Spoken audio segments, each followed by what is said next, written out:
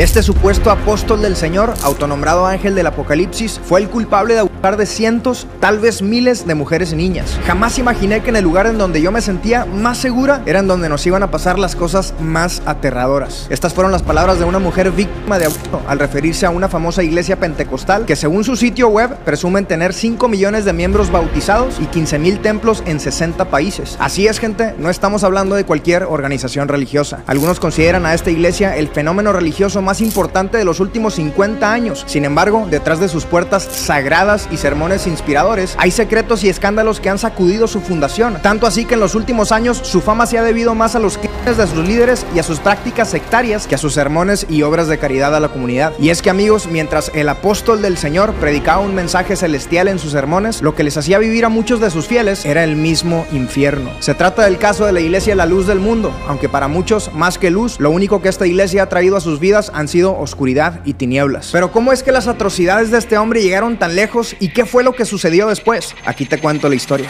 Todo comenzó un 6 de abril de 1926 en Guadalajara, Jalisco, México. Eusebio Joaquín González proclamó haber recibido una revelación divina. Dijo que Dios le había cambiado el nombre a Aarón y que además le pidió restaurar la iglesia primitiva fundada por Jesucristo. Eusebio se autoproclamó apóstol de Dios e inició la iglesia del Dios vivo, columna y apoyo de la verdad, la luz del mundo, o simplemente la luz del mundo. La figura del apóstol dentro de esta organización es la más importante. Sin él no existe la iglesia, no hay doctrina, no hay enseñanza y no hay salvación. Los miembros creen que todo lo que tienen, como su trabajo, la comunidad o la salud, es gracias a que el apóstol ora por ellos. No hay nadie por encima de esta figura y cuestionar cualquier acción, palabra o idea de este hombre puede ser considerado pecado, porque sería como dudar de la decisión de Dios al elegirlo como el apóstol. Su mensaje de prosperidad hizo que la iglesia fuera creciendo rápidamente y en 1953 el gobernador de Jalisco le obsequió a la iglesia 14 hectáreas de terreno para que allí pudieran construir su templo. A este lugar hoy se le conoce como la Hermosa Provincia y es habitado casi exclusivamente por miembros de la iglesia. Antes de su muerte, Eusebio dijo haber tenido otra visión del cielo que nombraba a su hijo Samuel Joaquín, de 27 años, como apóstol del Señor y ángel del Apocalipsis.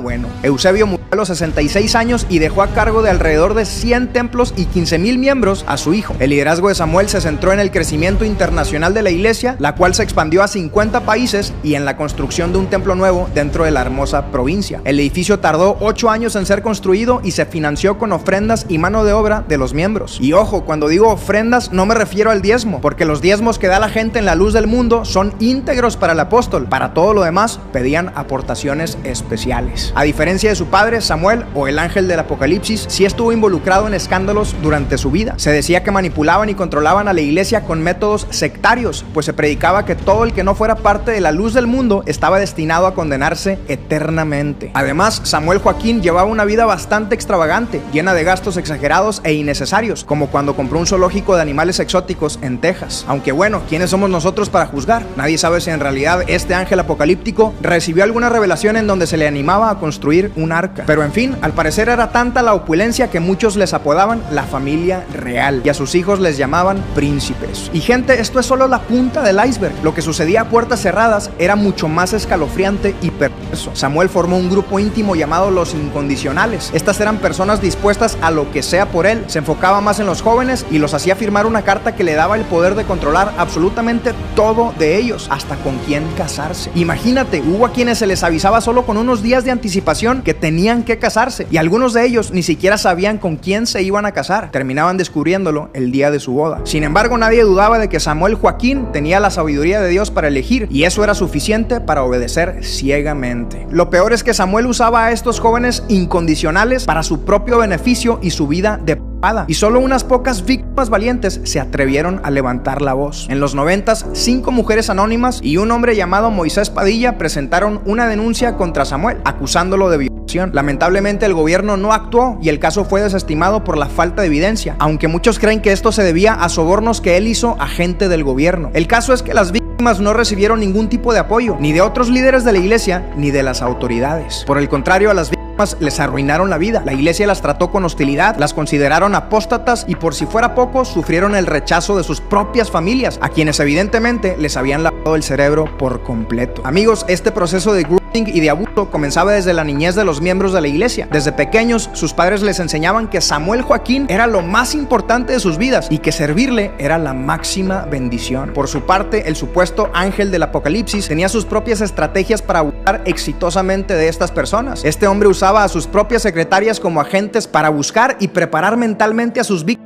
y desensibilizarlas a lo que venía. En muchos casos, cuando las jóvenes tenían alrededor de 14 años, las elegían para ser parte de un grupo privilegiado que podía servir al apóstol Samuel a la hora de la comida. De este grupo elegían a las favoritas del apóstol y se les daba la tarea de entretenerlo, generalmente con bailes inocentes. Y entonces, después de esto, una vez más elegían a algunas de las jóvenes de este grupo privilegiado para pasarlas al siguiente nivel, a un grupo privado. Y aunque ellas creían que cada nivel les traería más bendiciones, es aquí donde empezó su verdadera pesadilla. Los bailes se tornaron más sexuales y les pedían que se quitaran la ropa y que practicaran actos sexuales entre ellas mientras las fotografiaban. Imagínate, les decían que eran privilegiadas, que lo que estaban haciendo era un acto espiritual que las acercaba más al apóstol y a Dios. Y lo más triste es que algunas estaban tan manipuladas desde niñas que sentían un amor y un respeto tan grande por el apóstol, de manera que sin titubear aceptaban hacer todo lo que les pedían. Después llegaba el momento en que alguna de las secretarias les preguntaba: ¿estás agradecida con el apóstol? Si sí, entonces debes demostrar tu agradecimiento con lo más preciado que tienes, y eso es tu vida.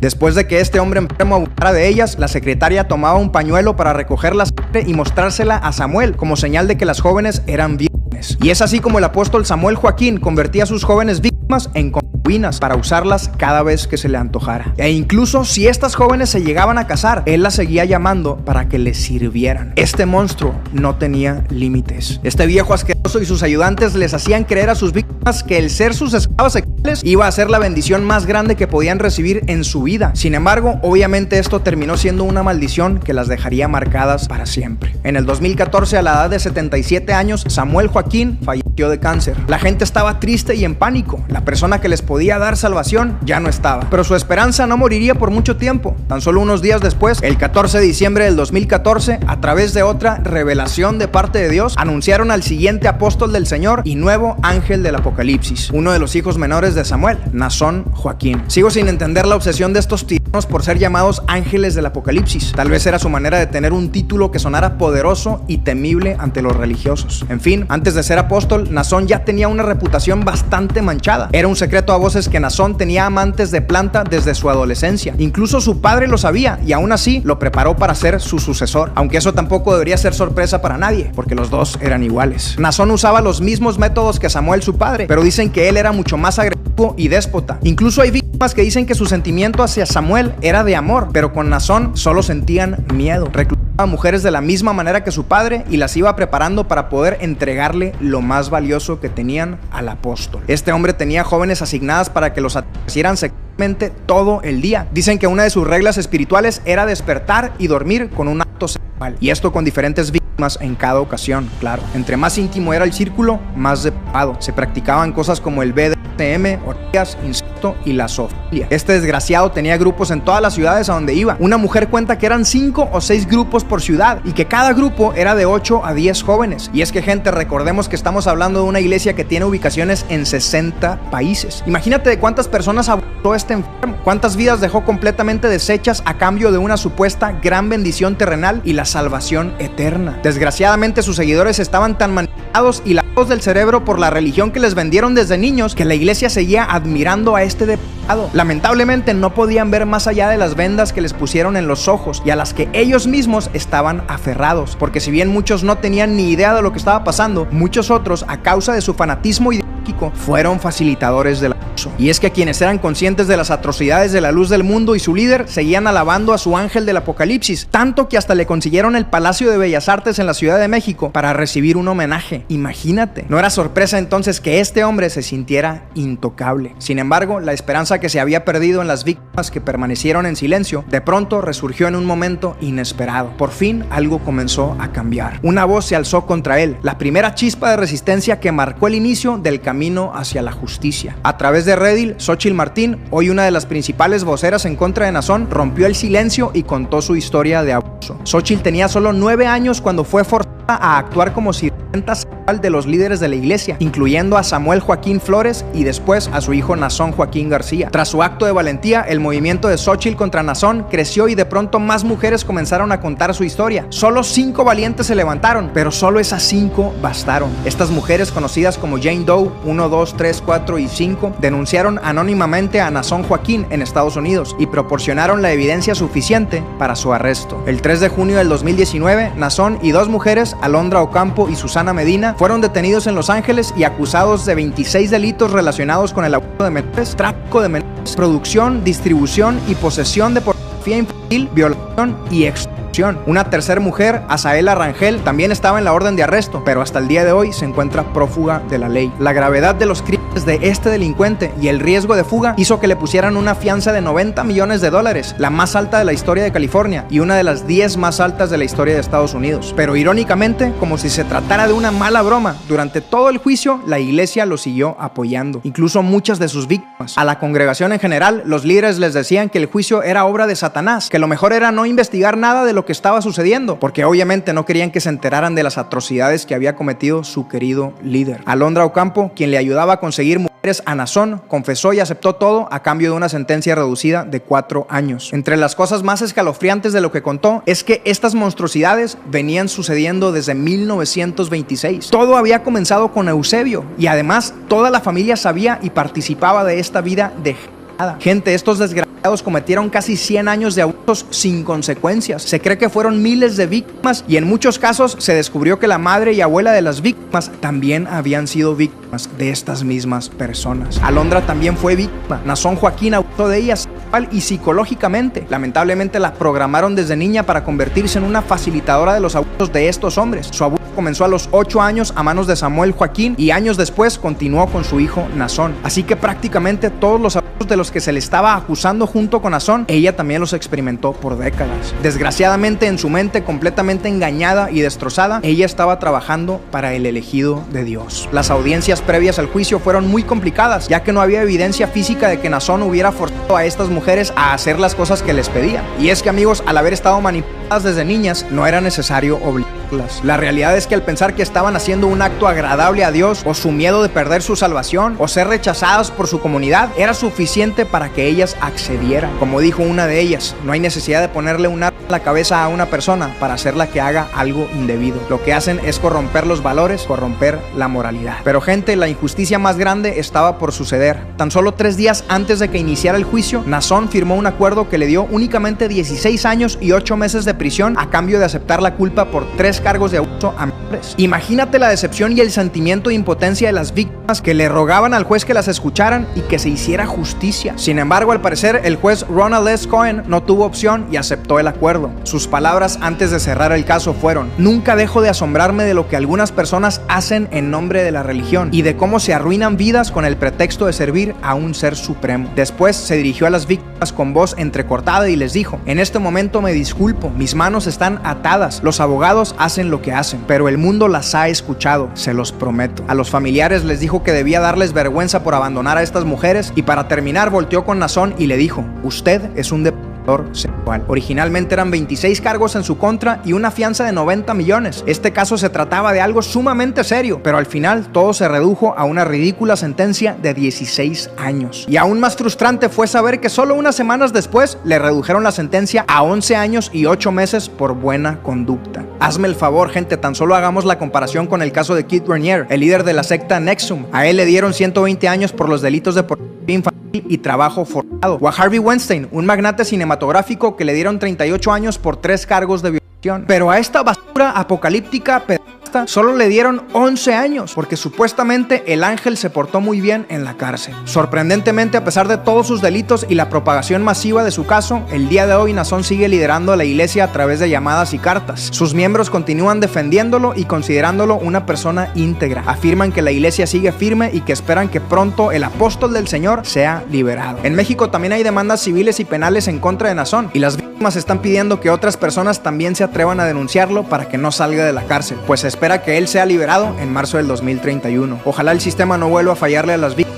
y se pueda hacer justicia para todas ellas. Amigos, este caso es un gran recordatorio de la importancia de proteger a nuestros niños y de no dejarnos llevar por cualquier figura de autoridad. Los hijos siempre deberían ser nuestra prioridad número uno. No podemos dejar que alguien más haga lo que quiera con ellos, ni siquiera a cambio de bendiciones. Algo que me gustaría dejar en claro es que esto en ninguna manera pretende ser una crítica en contra de la iglesia. Creo que las iglesias son lugares importantes, de los pocos espacios en donde se sigue hablando de valores inmutables y principios atemporales que nos hacen aprender y crecer como personas de bien. Sin embargo, la confianza depositada en figuras de autoridad o en instituciones, ya sea en el ámbito religioso o social, no puede ni podrá jamás sustituir la vigilancia y responsabilidad que tenemos nosotros como padres y cuidadores. La educación y la comunicación abierta comienzan en casa y son herramientas poderosas para empoderar a nuestros hijos y darles las habilidades necesarias para reconocer y enfrentar situaciones de riesgo de la mejor manera. Es sumamente importante de que los niños tengan la seguridad de que en sus padres siempre podrán encontrar un par de oídos atentos para escucharlos, un par de ojos para hacerlos sentir notados, una voz sabia para hacerlos sentir guiados y un amor incondicional que provea un refugio para hacerlos sentir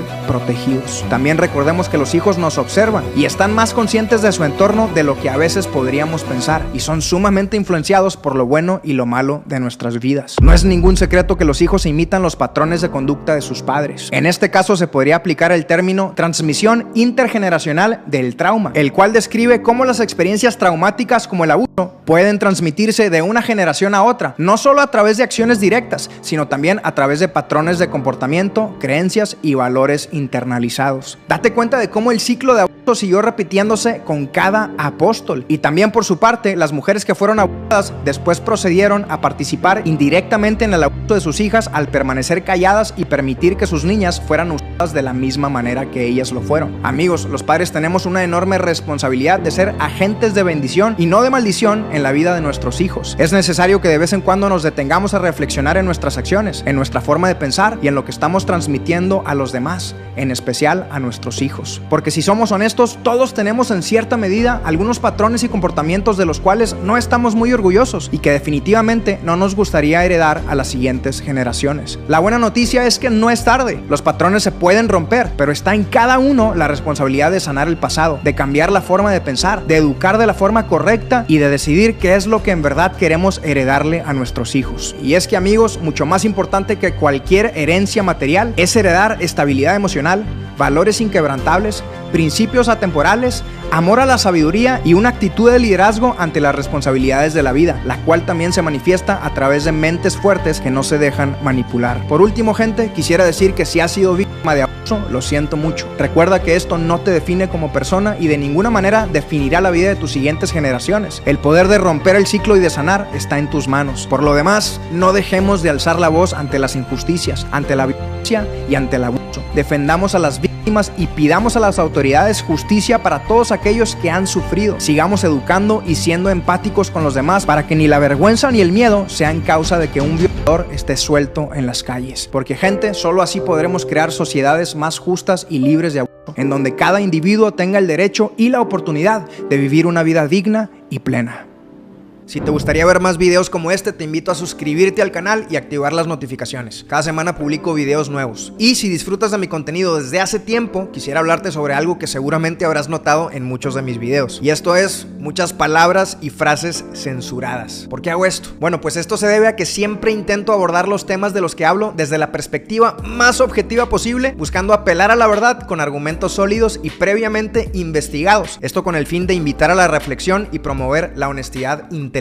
Sin embargo, hablar de la verdad sin censura puede ser molesto para ciertas personas, y esto se refleja en la recepción de mis videos, que seguido resultan muy incómodos para algunos. No es ninguna novedad que el hecho de opinar sobre temas culturales y sociales se ha vuelto muy complicado en nuestros días. Hoy más que nunca, promover lo bueno y criticar lo malo es tomado como una ofensa por muchos. Como resultado, mis videos son constantemente afectados por el algoritmo, restringidos en su monetización o incluso eliminados de diversas plataformas y redes sociales. Y por esto quisiera invitarte a apoyar esta causa ventajosa al unirte a una de las membresías de mi canal. Al convertirte en miembro de este canal, apoyarías enormemente esta visión y formarías parte de un movimiento que busca inspirar a una mayoría silenciosa a levantar su voz por lo que es correcto. Si te das una vuelta por mi canal, te darás cuenta de que me esfuerzo por mantener una alta calidad en cada uno de mis videos, desde la investigación y la redacción del guión hasta la calidad de la producción audiovisual. Y esto es porque además de que procuro que mis videos informen, persuadan y agreguen valor, también me esfuerzo porque sean entretenidos para que puedas disfrutar mientras te informas y reflexionas sobre temas importantes. Todo esto es posible gracias a un gran equipo de personas que trabajan junto a mí, y tu membresía nos ayudaría muchísimo a continuar con este esfuerzo. Además de eso, al ser miembro obtendrías beneficios exclusivos. Si deseas apoyar de esta manera, puedes unirte al canal haciendo clic en el botón que dice unirse. Ahí verás 3 tipos de membresías disponibles.